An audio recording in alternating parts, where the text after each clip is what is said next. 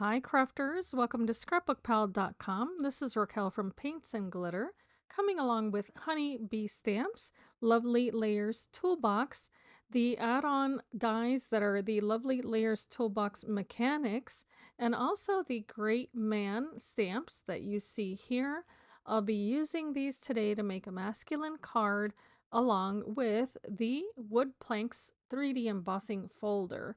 So I'm going to be having a fun time crafting, beginning with cutting out all of the layers at one time using the toolbox dies. So as you can see here, what I've done is use a craft color cardstock. And with my small Spellbinder Scout, I've gone ahead and cut out all of the pieces. And all I did was use the tacky adhesive to do so by placing all of these dies onto that one piece of paper. And that tape is actually really, really good tape. So I highly recommend it. And then I'm going to have some fun with color. So today's tutorial is going to be all about how to transform your die cuts to create a really awesome rustic look. So this is ground espresso distress oxide ink. And as you can tell, I'm starting by darkening all of the little edges of each die cut. And you can do this before or after adding texture. I've chosen to do both, but I'm just using a tiny little blender dauber. And with that, I'm going to begin adding these pieces of paper right into that embossing folder. And there's no wrong order because it's just going to give it that wood plank look. Of course, you do want to avoid these smaller pieces of paper, but then with just a very light spritz of water, whether it be on the folder or the paper, you can go ahead and run this through your die cutting machine with the correct folder.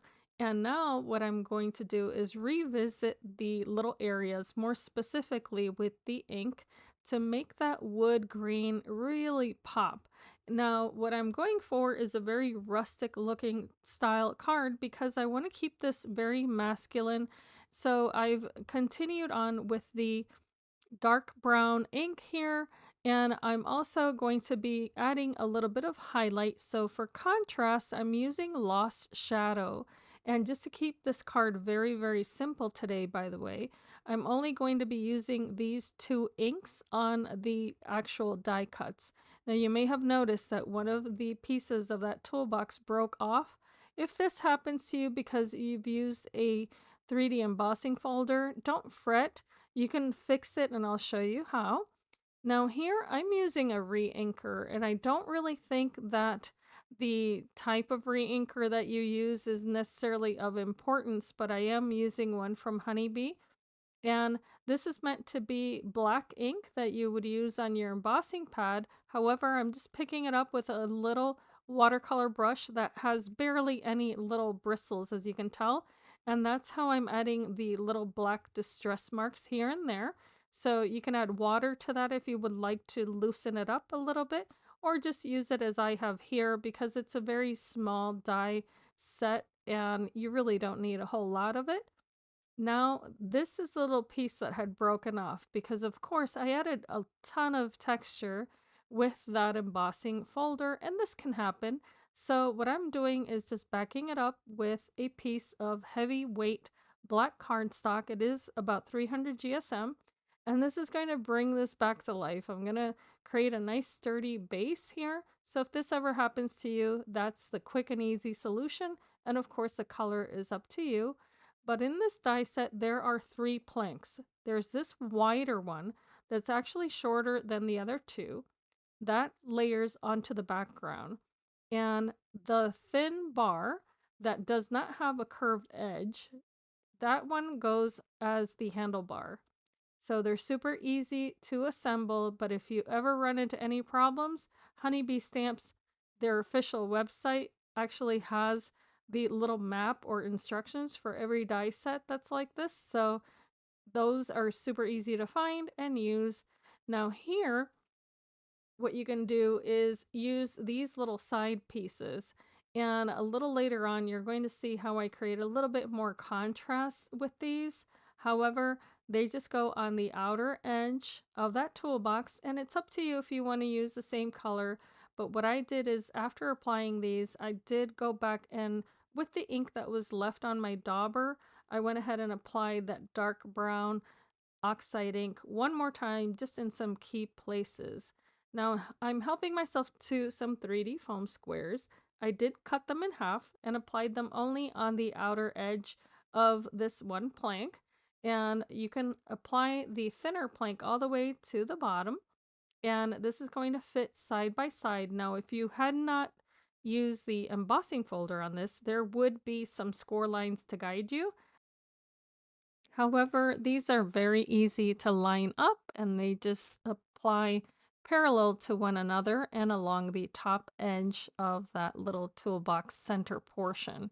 So that's as easy as that. And now we can have some fun with the layers. Now, I did want to point out that this is the add-on die set that's called the Box Mechanics. However, there are at least two more. They are available that you can use with the same toolbox, and they have either a gardening theme or a carpentry theme. But how cute are these little gloves? They just have one little layer.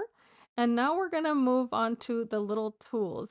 Now, my tip for you here is to use a jewel picker to pick up some of the layers, tiny little drops of adhesive, and as you can tell, I'm using my Sweet Petunia glue gun there, and that's the perfect type of tool to use, no pun intended, to assemble these little tools. And I'm also using some bright colors for the handles and also some bright metallics because when you're using a lot of grays, as I'm using in this tutorial, it can get lost with the background and it can also be very muted and quite boring if I'm honest. So what I've done is to take advantage of any metallic papers that I have. Some of them are in this chrome finish, as you see here. Others are a satin finish, like this little screwdriver. But what I've done is to try to make sure to not just use gray paper. So for instance, this here I was told by my husband, I believe is an Allen wrench. I did use holographic paper, the red paper, and the chrome silver just to make that shine. Here's a wrench, and then I've cut out the little layers with a different silver paper that happens to be in a satin finish, and that again gives it a little bit of contrast and helps it to pop against the background. Now, what's really cool about this die set is that even the lug nuts have a layer. I am actually very impressed by this because I looked at them and I wondered why they were created this way. And then when I saw the instructional sample, I thought that is just pure genius. So all of these items will fit inside of your little toolbox in the order that you prefer. But let's move on to the oil bottle. Now, this comes with a thin spout. I've cut out the base with copper paper and then using the ink left on the dauber. Once again, I'm revisiting these layers to add a little bit of highlight here and there. And it's just a matter of adding the tiniest bit of ink. So here I'm going back with the brown. I want everything to have that bit of used and worn look. And then this red layer will layer right on the center, then moving on to the fuel jug. And of course, the color of paper that you use will actually indicate what is inside of the vessel. So that's something I learned this week. But I'm doing the same technique, just adding a little bit of distressing using both of those gray and brown inks along the edges and the center to highlight the beautiful embossing. So be sure to use your embossing plates when you're cutting out these portions so that it adds even more character. Now let's go back to that lost shadow. I am using a piece of media mat here. So what I've done is just cut a small portion of that mat, and it's good for heat embossing and all the rest, but you can definitely use it to smush your ink pads as I'm doing here. Add water, create big or small droplets, and then apply that to your paper. I am using mixed media paper, and in between each layer, I'm using the heat tool to dry it completely and then revisiting. So this is a rinse and repeat method of ink application. That's what I call it. because you just keep repeating. And by the way, use a paper towel to remove any droplets you don't like immediately, and you'll achieve the results that you like. And of course, you can do this as dark or as light as you like, but what I've done at the end here is that I've actually used the distress, and I'm sorry, I'm having trouble saying that, distress spritz in weathered wood, and I did use it first with the media mat, then I went back and sprayed even more, and this does have a metallic finish, but again, you can use a paper towel to remove what you don't want and dry it off. Now we can go ahead and cut this down. However, you can do this after embossing, but I did cut this down to be the uppermost layer on my card. So it will be measuring 4 and 3/4 inches wide by 6 and 3/4 inches tall. And I'm just using my paper cutter here to measure that. And I do flip that paper backwards. So I'm eyeing the paper there. I was trying to see which of the splatters were my favorite, but in the end, most of it does get covered by the die cuts, but that is just out of habit. Now, the long strip that we cut away first, we're going to reserve for the inside of this card. However, you use as many little strips as you like. You can place them on your envelopes or you can place them inside of your card, but I always think it's a lot of fun to give the recipient a little bit of a hint of what they're receiving. So believe it or not, I do reserve any little leftover pieces and I usually decorate my envelopes with them. So maybe on another occasion I'll do a video focusing more on that sort of thing. But here are our die cuts. As you can tell, I have outlined some of these with a black micron pen with a super fine tip just to highlight some of the little features of these adorable die cuts. But the last thing that I do is add even more highlight with a white gel pen. This one is from Nuvo, and as you can see, you can just apply little details here and there to help your die cuts stand out and make them super cool. So now is the assembly, but before doing so, I want to remember to emboss my paper. So I just love texture on a card. I think masculine cards are a wonderful place to add tons of texture, and you can use it as an excuse to play with all of your fun inks and all of that. And don't be afraid of the shine, by the way, because I did use that spritz spray, and here's the result. It is a glossy shine at the end, but it's not too much. Now, here what I've decided to do was that I cut out a black piece of card. I've got my VersaMark ink and I'm stamping the sentiments right onto a strip of paper that I did prep with anti-static powder. So you can see how light that paper looks, and it's because I use quite a bit of it. But here, what's cool about the stamp set is that you can combine the phrases to your liking, and there are so many beautiful sentiments here.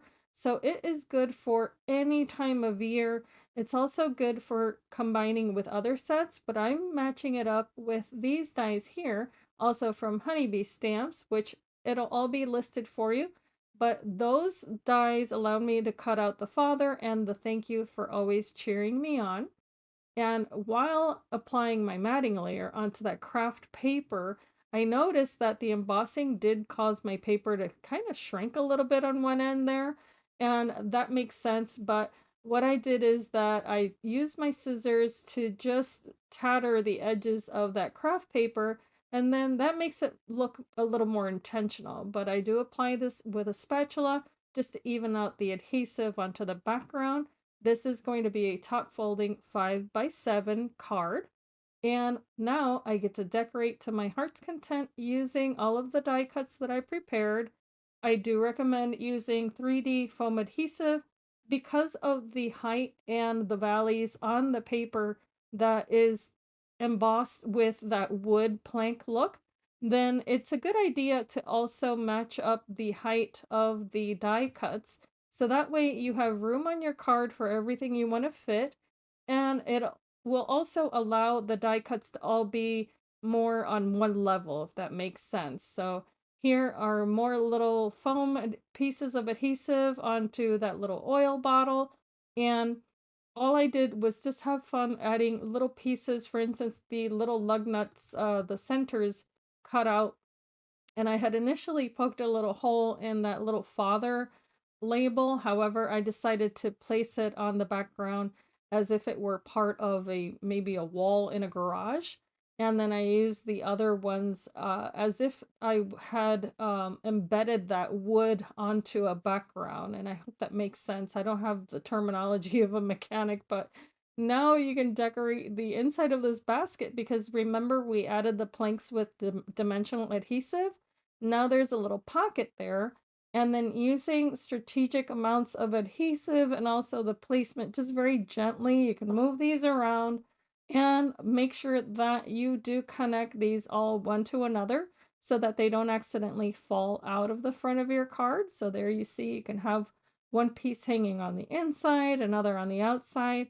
But how much fun is this card? The assembly is, I think, the best part when you get to put all of these beautiful pieces together to create a scene that the man in your life is going to love. And I am going to say that because this is a Father's Day card. So of course, if you know any other handy people in your life, you could change the colors, you can just change the sentiments. By the way, the stamp set has sentiments for Pop, for Dad, brother-in-law, Grandpa, son, Pawpaw, all the things. So I think it's a wonderful, wonderful collection. And there are those little lug nuts just helping me hold up the sign on the inside with that other little strip of paper. And this completes this card. Don't forget to subscribe to ScrapbookPal.com for more ideas. And I hope that you can be inspired and be blessed and stop by the blog if you'd like to take a peek at that as well.